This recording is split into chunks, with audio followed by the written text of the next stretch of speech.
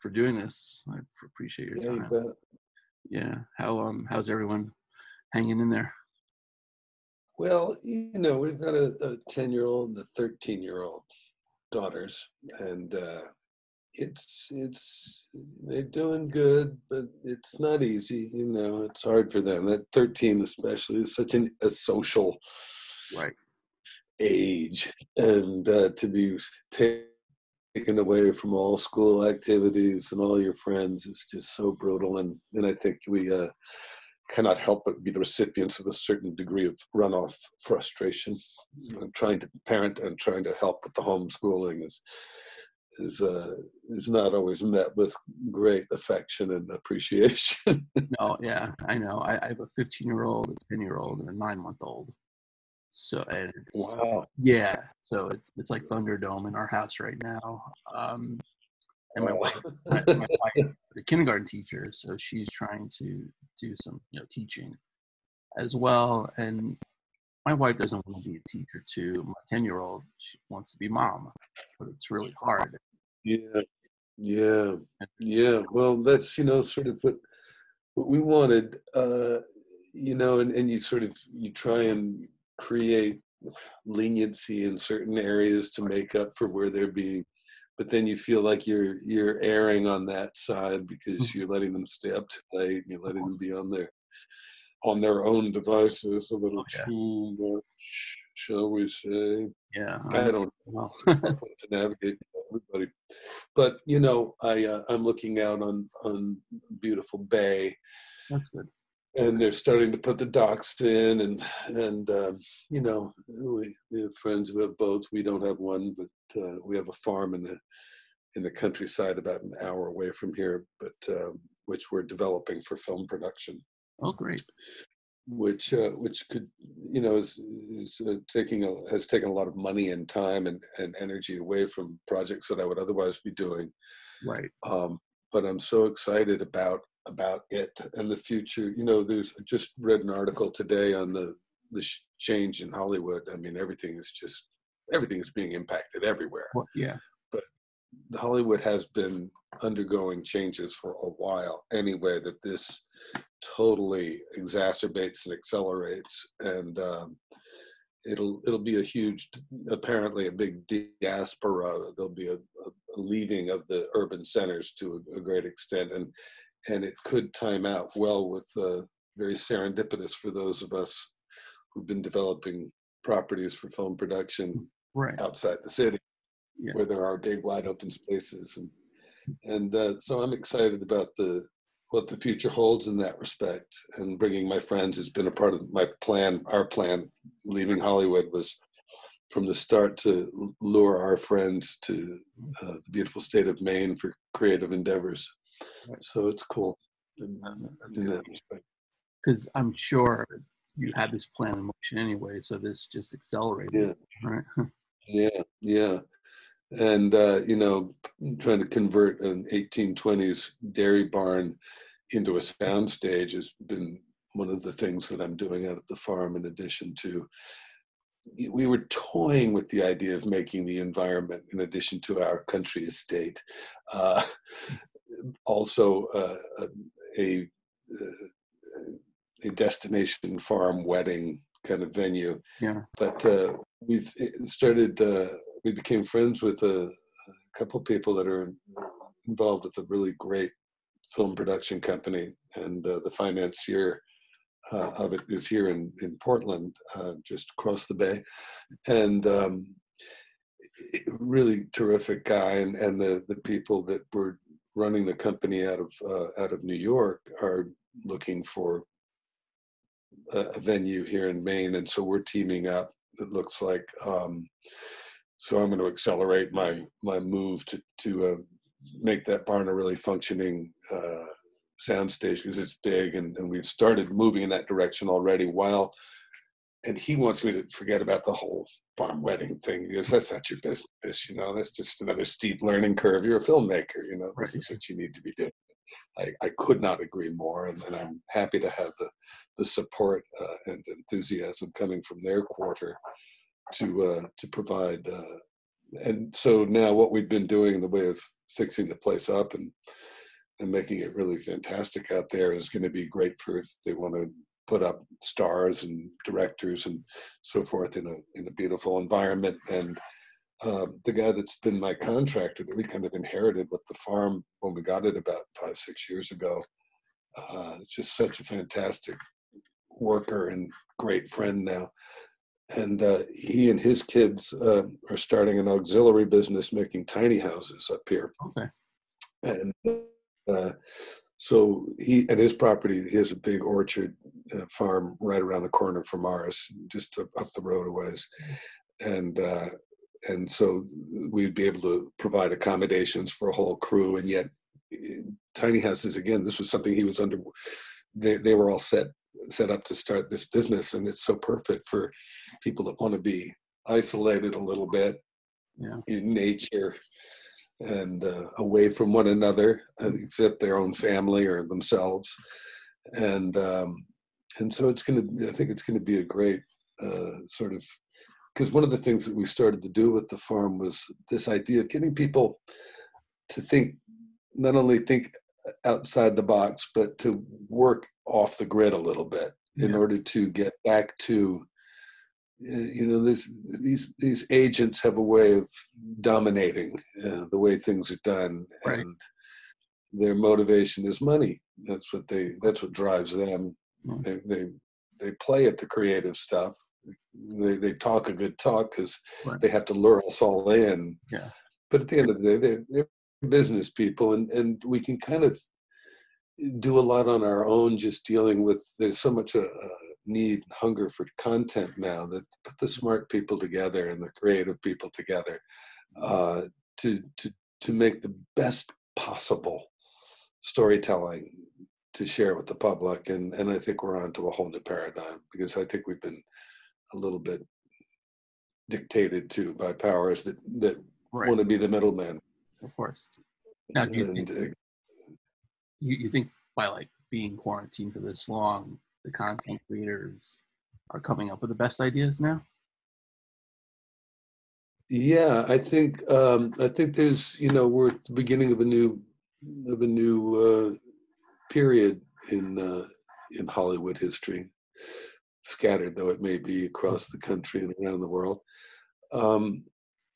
where we start to really ask ourselves, what are the important stories? What do we really want to say, and what's the most powerful, effective, and maybe new way of saying it, and teaming up with like-minded individuals, because these Zoom meetings are just doing wonders for putting people directly in touch with one another in a way that like we took our access for granted, as long as we were mobile.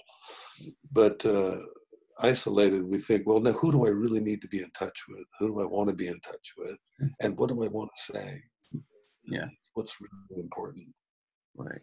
When, I guess, the industry does eventually open up, how will the filming and production side of whether a TV show or movie be changed? Like, there's going to be a lot of guidelines, and how is that going to be for the better, or will it? I don't know. I know it looks as though the movie theaters are going out of business. They can't afford to pay these $1 million, rental agreements and not have anybody coming in. And it'll be a long time before, people are feeling comfortable about sitting in large groups. Yeah.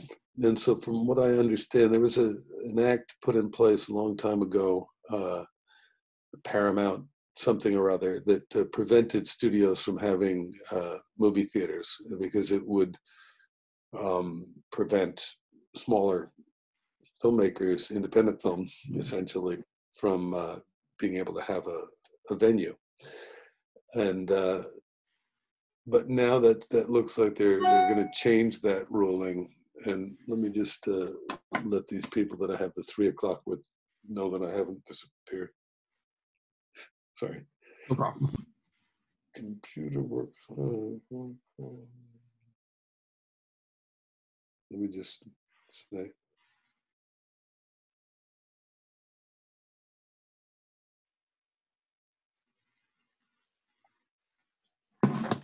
Um, so where are you? I'm in Connecticut. You're in 203. I should have known. Yeah. Where in Connecticut? Trumbull, so it's Fairfield County, not too far from Bridgeport. Yeah. And I commute to, well, now thankfully I'm working from home, but every day I used to commute to New York City. And you can imagine how much fun that was up to a point, because it was pretty bad over there.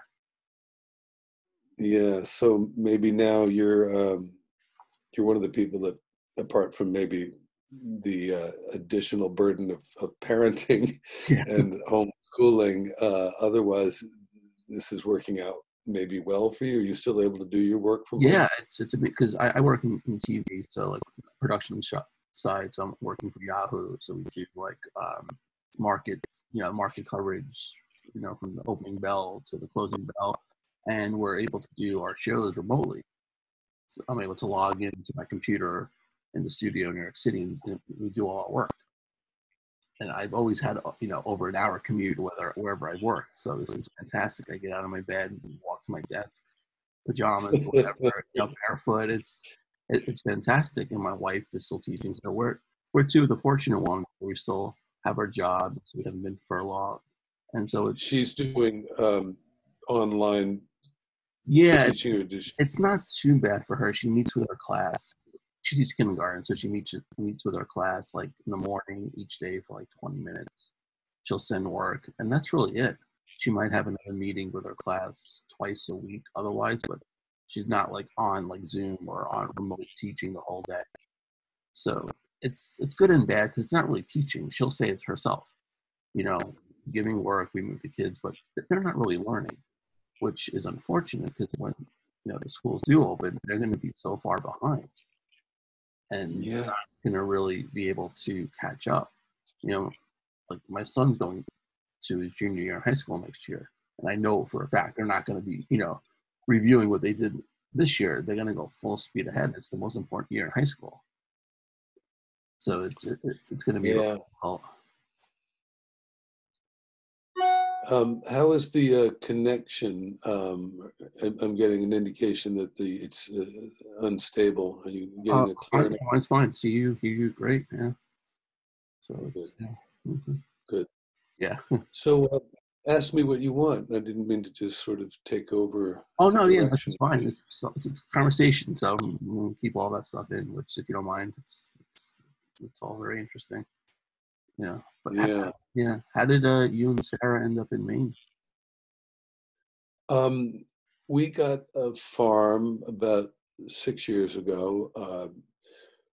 Our 13-year-old was then 7, and out of the blue, Sarah was doing a pilot in Atlanta, Okay. and I was just about to start a show in Shreveport, and we just thought everything's, it's not the old Hollywood thing, was already, like I say, shifting, Right. and so the kid waking up one morning. When it was September, and I had just gotten them through their first couple of weeks of school. I'm really good cooking, and I'm a bit of a chef, and I love cooking dinner every night, and I love reading the stories to put them down at night, and waking up early to make breakfast while making lunch in order to get them to 2 different private schools in LA, while making, play date arrangements with the various moms was not necessarily my bag or my fort. Um, and so I was looking forward to sleeping in on the weekend, and the kid wakes me up out of the blue, even though I had a little breadcrumb trail leading to the screen, and which we hypocritically media deprived them at the time. And she demurred it and came in and woke me up and said, "Daddy, when are we going to get the farm with the barn and the property so we can have animals and grow things?" Yeah. And she even added on, "If we have to sell Beechwood, the place where we lived at the time in LA, to get a bigger farm, then that's what we gotta do." And I was like, "Whoa, kid, that's big talk. That's a big idea. Not a bad idea, but Daddy will definitely need a little coffee in order to discuss that in any detail. And then that day, as is sometimes the case when people are as strong-willed as this kid is, they make things happen in their psyche. Yeah. And a friend of mine growing up in New Jersey sends me an email out of the blue. Say, Xander, what are your thoughts on becoming a gentleman farmer? This piece of property just popped up. I've never seen anything like it. Wow. And it was this spectacular, the Wadsworth Dairy Farm on 126 acres with 3,000 feet of the Saco River and a farmhouse, carriage house, barn. And at the time, what they were asking, it would have required selling our house in Los Angeles in order to get it. But we stalked it. We took the train to Maine. We spent some time there in the area and on a lake nearby, and fell for the joint. And there was a big iron potbelly stove on the second floor from the 1800s with Berkeley written in iron on it. And it was like, well, we got a name on this place. Right. There were a lot of serendipities. I ended up getting a film that shot in Maine that fall. And the kid that was supposed to play my son, I suddenly thought, well, I should run this by the director. She does look like me, it's the same eyes. It'd be kind of interesting. Does it have to be a boy? Yeah, it would. So I just tell my daughter about this, and she goes, I want a boy's haircut tomorrow. You know? And so he said, well, she'd have to audition. Would that be okay? I said, yeah, I want her to. She's never acted. I want to make sure she can do it.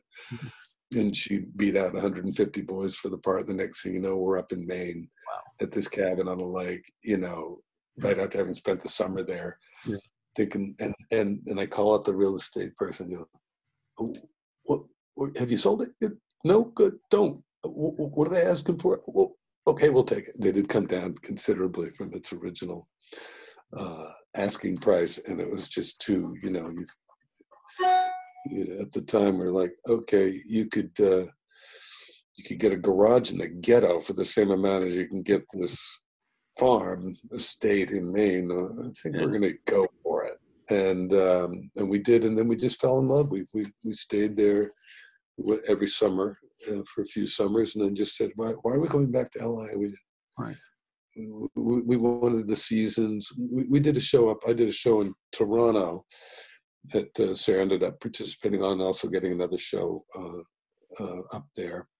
So we stayed for a few years, and after the show I did finish, I went over to do a show over in Montreal. We were up there for a little while, and we could handle the cold. The kids liked it. We liked it, and you know, the change of seasons. You read about it in these storybooks, you know.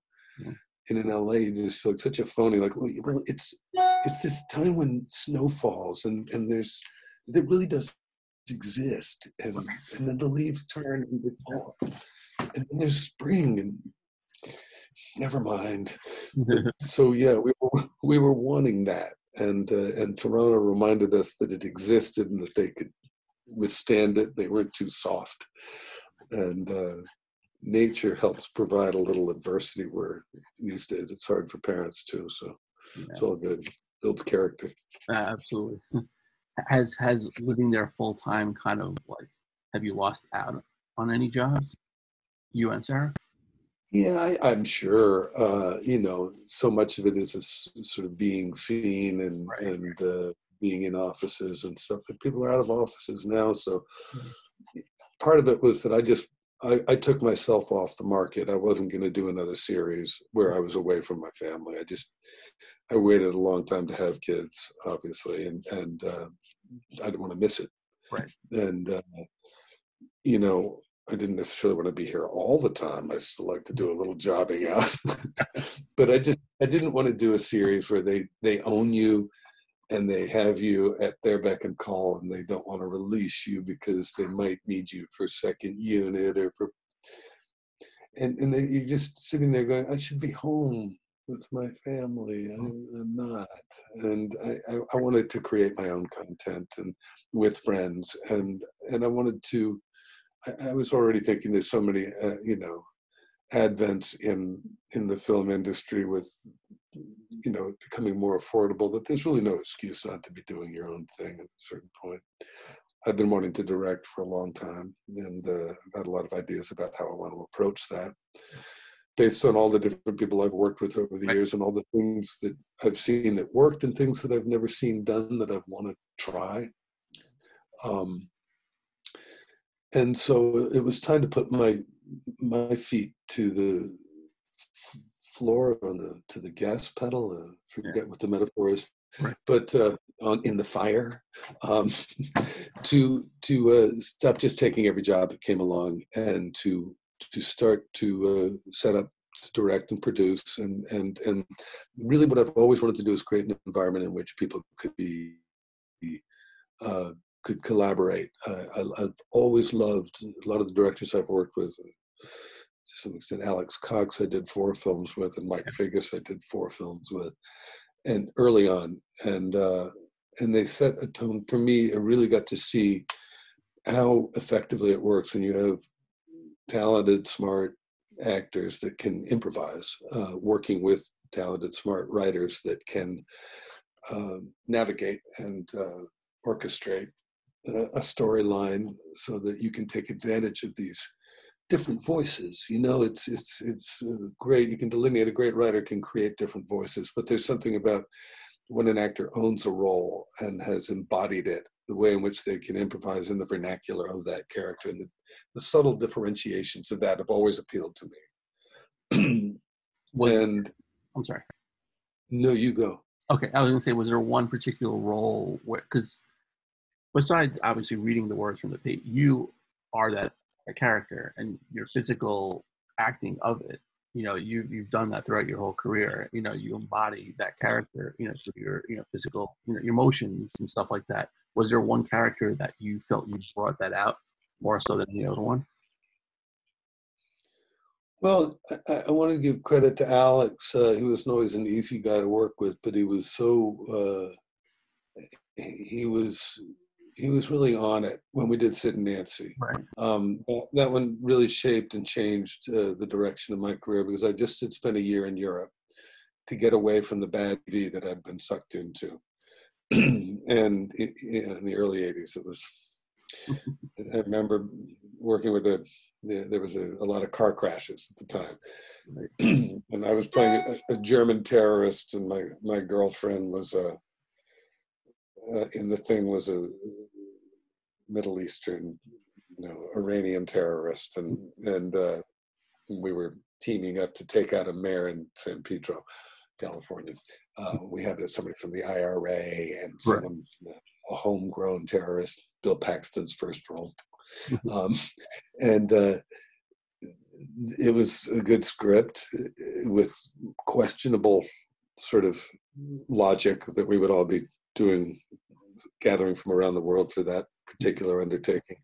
But there was some cool stuff about it. And but the director was a race car driver, because there were so many crashes that were choreographed into the script. And he also had a yacht, and a lot of people, I'm sure they were doing a lot of blow on his yacht, and they were yada, yada, yada. And they were using the TV show as an excuse. And, I was a very serious young actor. I was in the theater. I had classical training. I had experimental theater background, and I had great aspirations in the theater before being swept out to LA and suddenly having a director say, "It says here you don't understand, so could you tilt your head and squint when it gets to that point?" And I was like, "No, well, actually, I was thinking I would just lean in. I'm a smart German terrorist. I think just doesn't that convey? Well, could you just tilt your head and squint?" And I go, "But that's what dogs do when they don't understand. Isn't that a dog thing more than a?" And I sort of knew that I was going to be frustrated if I kept doing bad TV, and so I cut out, went to Europe, lived there for a year.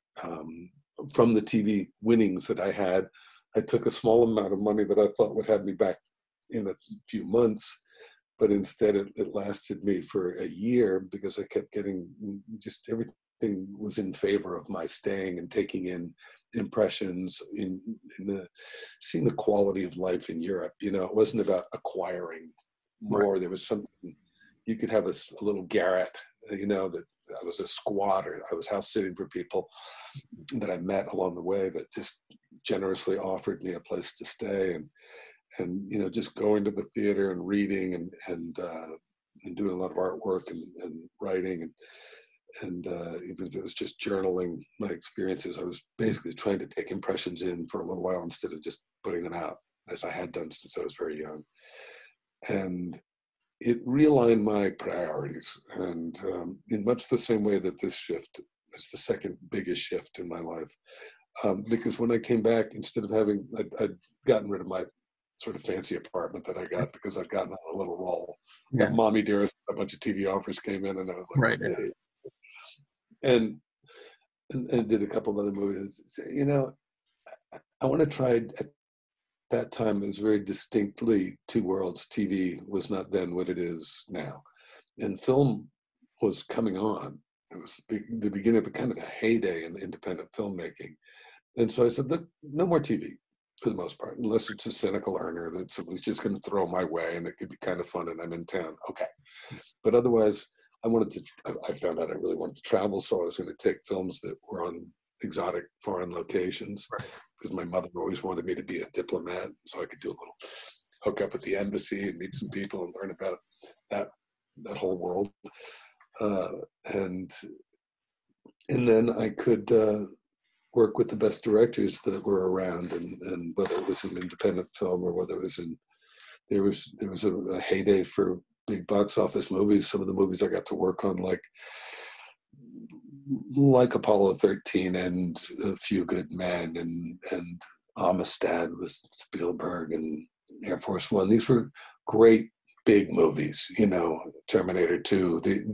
There were great big ass films being made at the same time as there were incredibly interesting and dynamic art films, independent films, but I did find more and more that the most creative. Okay, to answer your question, sorry. Sid and Nancy, Roger Deakins. It was one of his first films. It was Gary's first film. It was a thing that Brian Eno used to.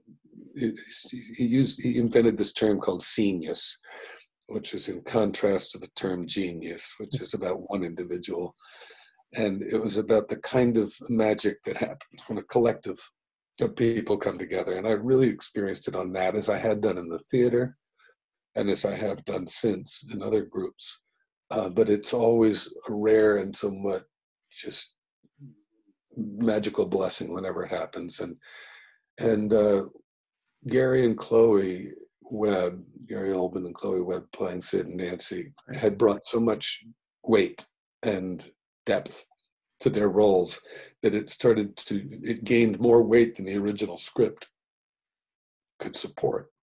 And so things had to change. And it was being shot in pretty much chronological sequence, which is always a wonderful and advantageous phenomenon when it can occur. Yeah. Because you can change things as it goes, keeping a clear idea of what needs to happen in order for the gears to turn, for the storytelling to go beginning, middle, end to a resolution of some degree of satisfaction. But if you can hold on to the insights that you've gleaned from the characters you've given birth to, and the storyline can support a degree of change in terms of especially interpersonal dynamics. Like, for example, I was their drug dealer. I had read William Burroughs' book, Junkie. I had gone down and done some research in New York and hanging out on the street. And I didn't take, it wasn't methadone acting. It was method and respect. I really wanted to do some research and get down the behavior of how these people that are strung out move and talk and interact. And I wanted to talk to a lot of people that were hipsters on the scene and stuff like that.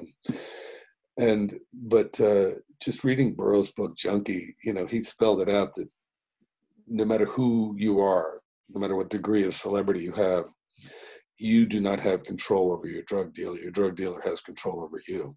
Right. And I read the line in that, and Alex, and it was not written that way. It was like he was like a puppet that they ordered around. And I just read that little excerpt, and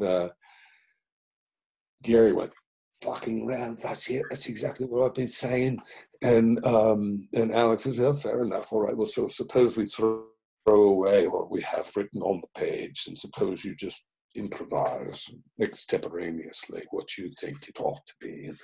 And we just jumped in doing that. And sorry, I'm getting a lot of interactions from the teachers here. My homeschool is going up a whole new level. And we did, and Alex was so sharp, and Deakins was, I'm so glad he finally won an Academy Award, because he's so freaking brilliant.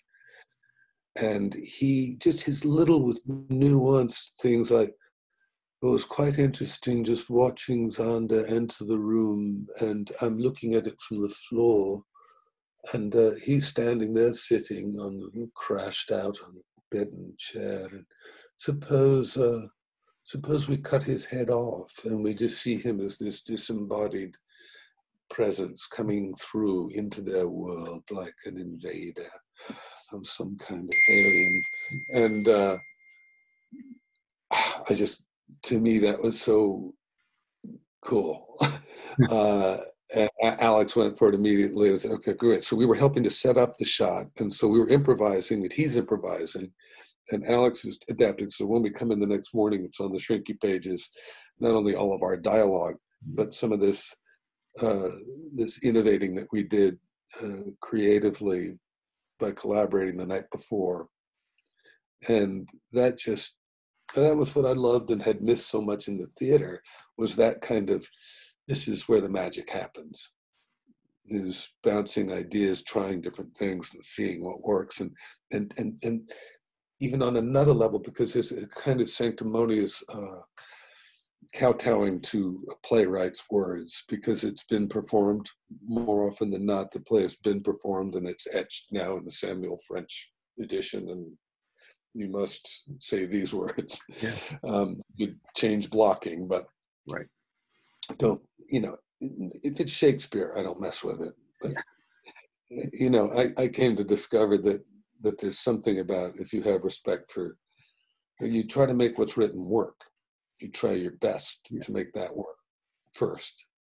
But if you have a great idea, you share it, and you see what you always defer to the director, who is the auteur, the guardian of the writing on a film set, as opposed to a committee of slackers who have cushy jobs in the TV industry, especially in the 80s, not to cast aspersions, but the way in which they would territorially protect their words was absurd, because so much of it was so bad and could afford to be improved with at least some degree of openness to a suggestion.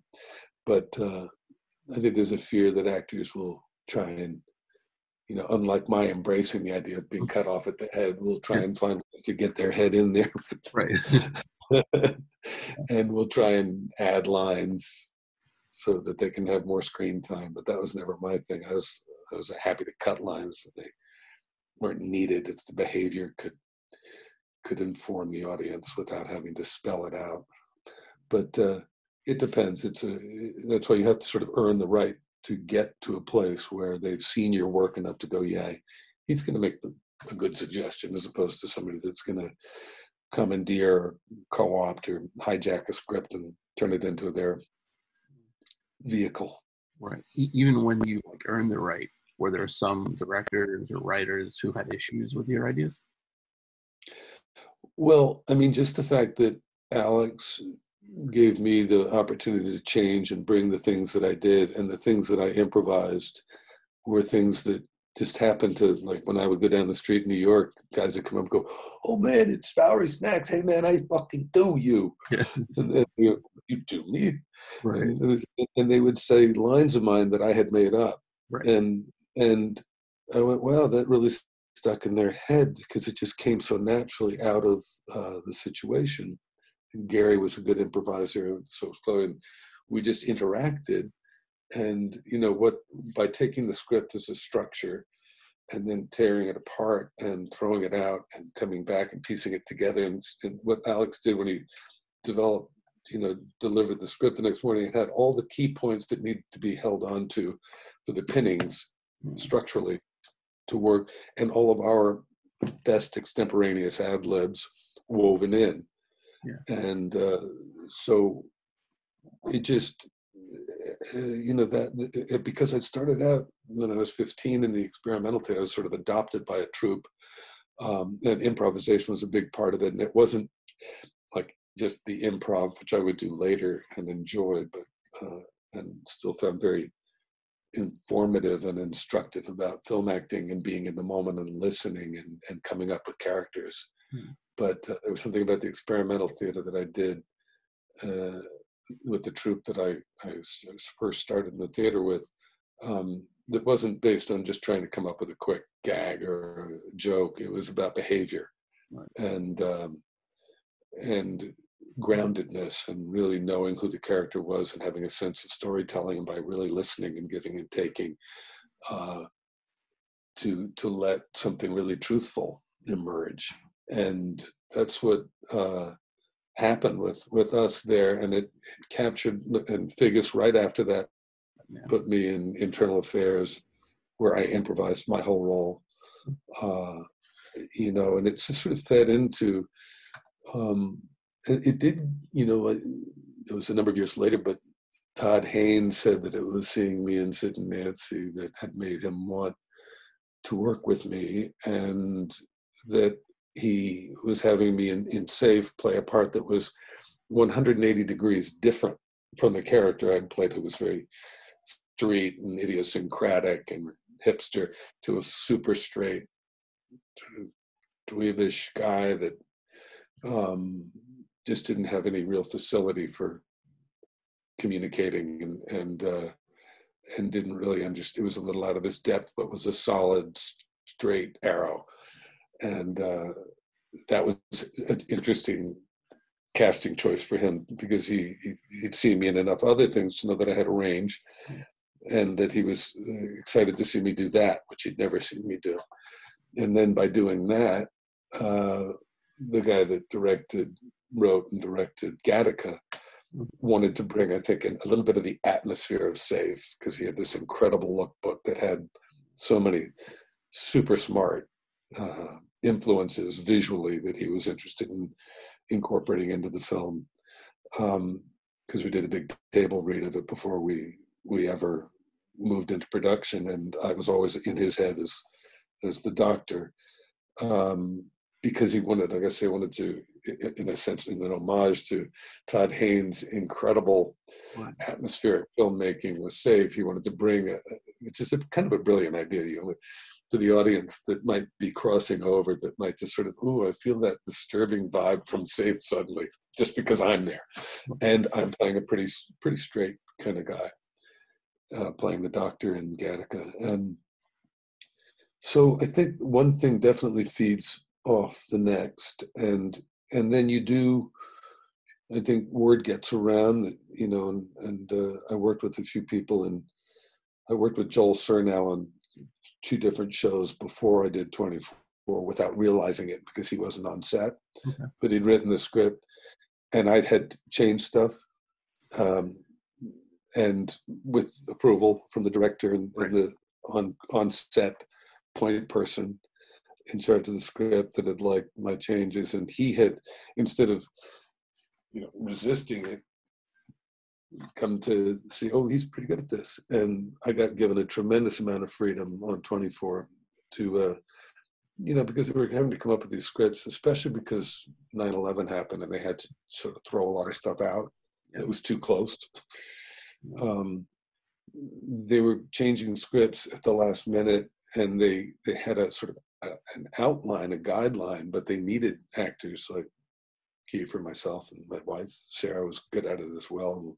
We'd work together on stuff to be able to come up with stuff to, you know, massage and finesse some, maybe extrapolate some of this sort of bare bones techno terminology into human speak. And I ended up, even in Apollo 13, the role that I played, Ron once apologized that he didn't get to use more of it because he loved it, but it was like I was his insurance policy, and I was so happy that he didn't need to rely on me any more than he did, to extrapolate the techno terminology of NASA program and what they were trying to do with that mission into layman's terminology, because they had me speaking to the press corps and answering questions, and for all different sequences he shot a lot of stuff. If at any moment the audience wasn't able to follow what was happening, they'd have where the questions might rise, they'd have the press shouting out questions, and I was able to extemporaneously answer them, because we had spent 2 weeks in space school with these guys, and I had been able to ask questions and grok the kind of essential points, and I was able to be conversational in communicating them the way they had been with me to the press corps in the filming process. And so in a lot of cases it just ended up coming up that I was able to help. And I didn't ask for a credit, and I didn't ask for a paycheck, so it was kind of a package deal on the side of people. Right. You mentioned 24, so let's go there. It's probably my favorite drama. Watched it from the beginning. Well, I guess people always start watching shows late, binge it. I was there from the very beginning, and I remember I think it was a pilot episode where the plane exploded. So I think that was some sort of the issue there, drawing towards 9/11, what you're talking about, right? Yeah. I mean, it happened as we were filming the first or second episode, right before we were going to air the pilot. Yeah. And there was a lot of crossover. They had to recut the pilot because of the plane crash sequences and stuff. It was too disturbing. Yeah. Now the show you came on, because is there a more job that has less job security than the CTU director? Probably not. Trump's cabinet, but I mean, well, at the time I was still avoiding TV, still a film snob, and a world traveler. And it wasn't until I met my wife on that show, and it wasn't until that show started to change the zeitgeist of what television was and could be. Right. It was also the onset of binge watching was that show. Yeah. So everything started to change at that point, and certainly in my personal life, because I didn't want to be away anymore. I had a reason to, start to want to build a home. And I'd had a house up in the hills for a long time. Sarah moved in, and we got married early.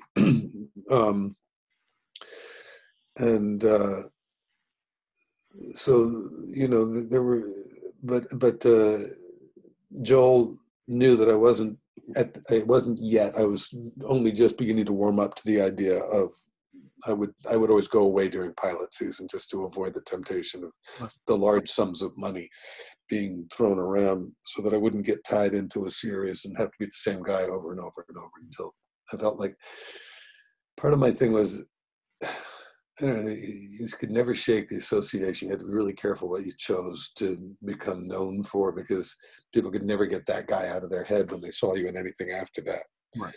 And by going as deep into the psychology of the characters as 24 was able to do by taking an entire season for one day, so that you can explore the minutiae within every minute and every hour of that day of human behavior. There's really suddenly you're on a whole different lens. You're in a microscope of human behavior, instead of these broad strokes where you've got to introduce a bad guy and bring him to justice and put a bow on the end by the end of the 45-minute, hour-long episode.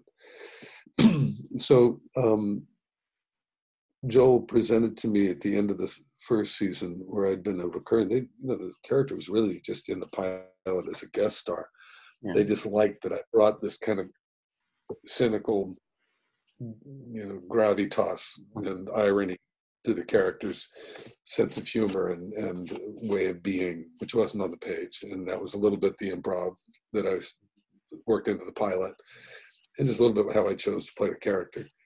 And they liked it. They liked the way that was going to play against Kiefer and different things. So they kept writing me in the first season. And then at the end of the first season, they said, look, we know you don't like to commit to a series, but what if we had George inhale airborne plutonium in the first or second episode, and we give him 24 hours to live? He'd be dead at the end of the season. Yeah.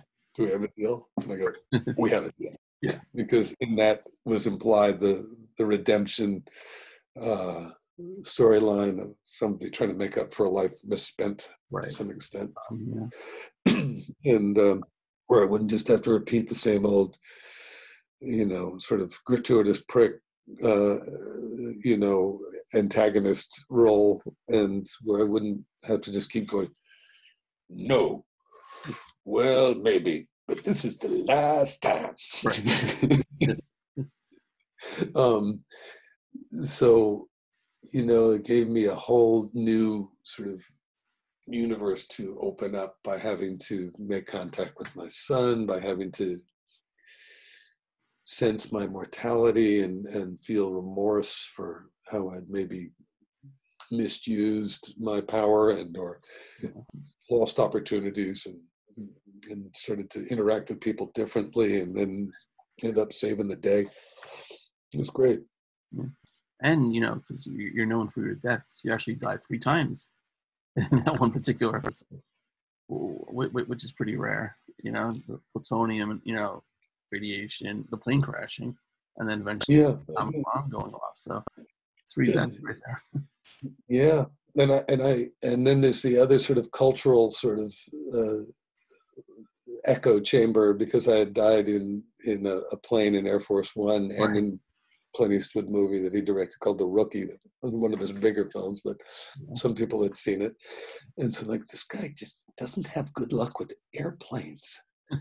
and I'd also fallen from 30-foot floor buildings on 4 occasions as well. So I'd done a lot of aerial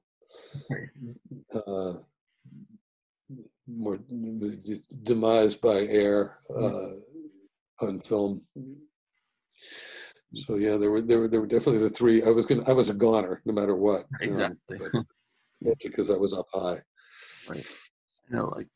Sarah finished out the season and she came back the 3rd season. Did you continue to watch the show while she was on? Or did you? Oh yeah, she was on. After they killed my wife, after they killing me, that's one thing. But you kill my wife, it's over. Exactly. Yeah.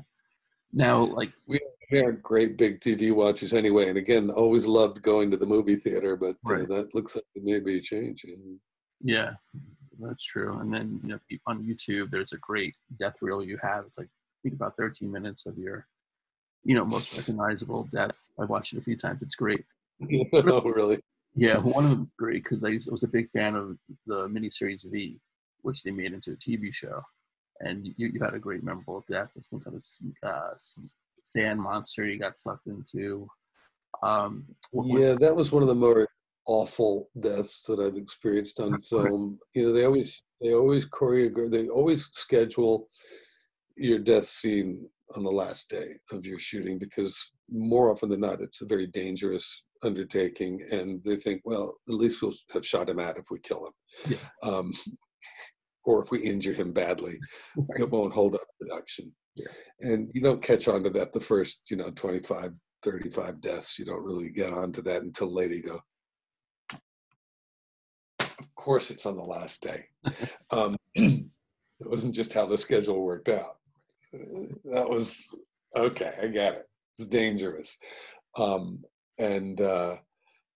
So I in that particular instance, walking out into a sand pit to then be eaten by, that's like quicksand. Yeah. And so I'm lowering down while looking across to see a land shark coming through the sand at me. and then I'm meant to, just be sort of spaced out and fatalistic about my suicide going out there until the thing starts chomping on me, at which point I'm supposed to like start freaking out and screaming the pain. And all the while I'm in a giant baggie. I have to walk out to a spot in the sand, wandering like aimlessly, but yet very directionally to a mark, whereupon I will hit the hydraulic elevator that will lower down this chamber of sand. That it's all sand all around, except for this the part that's in the baggie is vermiculite. So it's not too heavy and it won't just all slide out. It's light, and it's like, it has a big rubber band elastic thing that if I stand on that exact spot in the sand, that when I land on it, that it'll be a dead center of this sort of elastic thing that will stretch around me and hold all the vermiculite in, instead of having it just go into the underground chamber. Well, they weren't testing it because it took too long to set that up. And if they had tested it, they weren't doing it in front of me, that's for sure. Yeah. So I'm in my character. I'm like the crazy scientist who's suicidal and fatalistic, and the danger of being an actor doing your job is you go out there, you hit that mark, and you're doing it for the first time, and you go down in the elevator and you're just spaced out, and then you start screaming just as the vermiculite goes into your eyes, into your nose, into your mouth, down your throat, in your ears, and you're in this underground chamber where there's 6 guys with gas masks, just in case there was some dust. Yes. They've got gas masks. Right, not you. You got a mouthful of vermiculite. Yeah. It's not really great to get in your lungs. There wasn't. There's so many times that they do shit that's so freaking dangerous. I've been almost killed so many times. It's ridiculous. That death reel, when I look at it, sometimes I go, "Oh fuck, man." Yeah. When I get lucky on that one. Right. Yeah. Do you go into roles now with like suggestions on your death? Do I go into discussions with how it's going to be I'm sorry, I missed that word. Yeah, like do you actually, when you're auditioning for a role or you're negotiating it, do you give suggestions on how you're going to die? If that's it. Well, I insist that I die because I want to have everything I do now end up on my death reel. I'm really looking for the Guinness Book of World Records. I think I have, but definitely beaten Sean Bean. Yeah. But I do. I think Danny Trejo might have me by a few. I'm not sure. I'll have to check. Yeah. But I'm up there. No, a kid. Yeah, we talk about how it's going to be done. Sometimes depends on the scale of the production. If it's a small production, I have a lot to say. Right. If it's a big one, less. But even on things like The Walking Dead, when I got to be hung, they wanted me to be blindfolded. They wanted me to have my hands tied behind my back on a live horse. And I go, yeah, no, that's not going to happen. With a noose around my head, yeah, no chance. Come up with something else. Yeah, that's not going to work. And the stunt man that did it, who's a trained horseman, and it was his horse, and all the rest of it still went, you didn't want to be doing this. Right. I didn't want to be doing this. And I thought I had it, but it was freaking scary. Right. And I know. I could see that there was an element of a margin for error. Right. And the people that died on that show and before, and someone had, and not long after, I was doing a fall off of the staircase where. Yeah.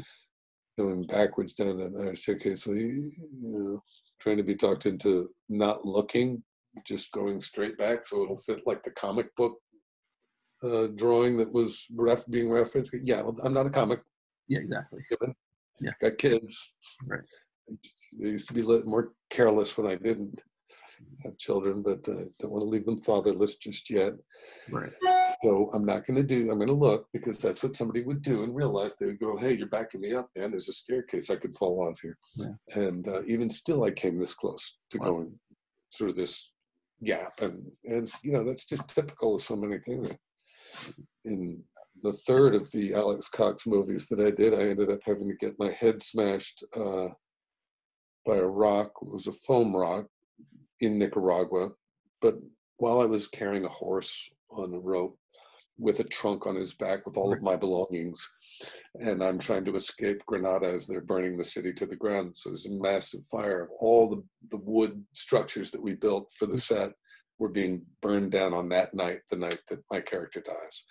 And so the just so happened that the guy they had cast in the role to play the guy that, because I was playing an historic character from Nicaraguan history and American history, a guy named Byron Cole, who they have a big mural in one of the buildings of this guy getting his head smashed by one of the, you know regular everyday Nicaraguans who helped to end Yankee imperialism back in the 1850s, and the film was referencing this because it was very much like what was going on at the time with the Contra War. And it's just dangerous time to be down there. You see 12-year-olds with AK-47s in their laps sitting on set, and kind of like, I hope this all works out. Right. And the next thing you know, there's a town on fire, and your horse is a Nicaraguan nag, not a well-trained, Right. And so he was bucking and rearing, and I'm pulling him along.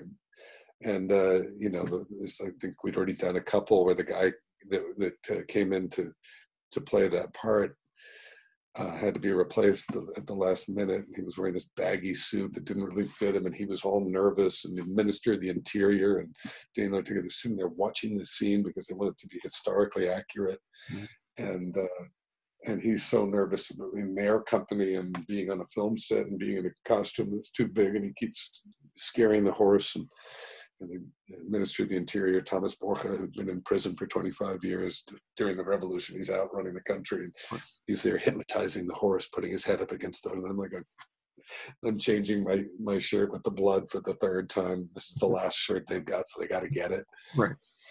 And because I had a tube that would come out the back of my head through my shirt and pump the blood after I had my head smashed lying there on the ground. This camera pans in. Well, it had to pan past the horse and all of that, and the fire in the background, and the horse is freaking out at this point because the guy's been nervous and he's swinging at me right next to him, and so the horse rears up in this final take that I just, I knew this is the last shirt. And again, you're a consummate professional. We've got to get this. So I'm not going to move. And I'm watching with my eyes open as the life is going out of me as the horse rears up and brings its hooves like right by my head, like boom. And like it could have smashed like a coconut a couple of inches to the right. Right. And then I'm also watching as the trunk in the back of the horse slips through the ropes and comes sliding down. And again, I don't move. And it happens to just bounce, the corner of it bounces right in between my legs and bounces off and doesn't crush my leg. And it's just like, so many times I just gone, oh my God, how did I not get killed? Yeah. Just. Wow. No, that's wild. Yeah. Now, you mentioned getting tossed down the stairs in Walking Dead, and it was by Simon, who was played by Stephen Ogg. Yeah. How do you think his hair looks right now during this quarantine? I miss, I loved Stephen's hair when it would just start back here and just go straight up. And he was we hung out a lot. We were really good friends, and he was just, so I like that look on him, but he's, I also like that he isn't relying on any one set look to identify himself as an actor. I think it's critical for an actor to change. I always grow beards in between roles because if they want to period sideburns or Fu Manchu or weird devil beard or whatever, I got it. I look like a really versatile actor just by having offered that over the years.